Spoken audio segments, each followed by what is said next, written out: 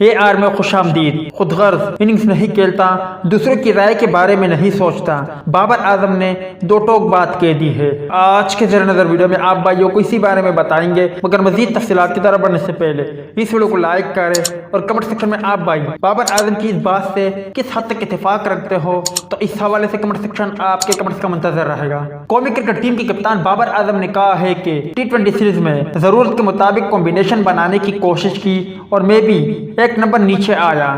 میں ٹیم کی ضرورت کے مطابق کھیلتا ہوں، خود غرض اننگز نہیں کھیلتا۔ ہر کوئی اپنی رائے دیتا ہے، اس بارے میں نہیں سوچتا۔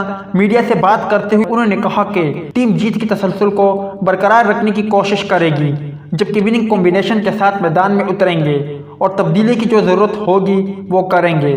بابر اعظم نے کہا کہ تھوڑے وقفے کے بعد ٹیسٹ کھیل رہے ہیں، کنڈیشن بھی مختلف ہے، لیکن ٹیم پر اعتماد ہے اور اچھا کھیلے گی۔ پاکستان ٹیسٹ ٹیم کی بیٹنگ مضبوط ہے، اظہر علی اور فواد عالم تجربہ کار کھلاڑی ہے۔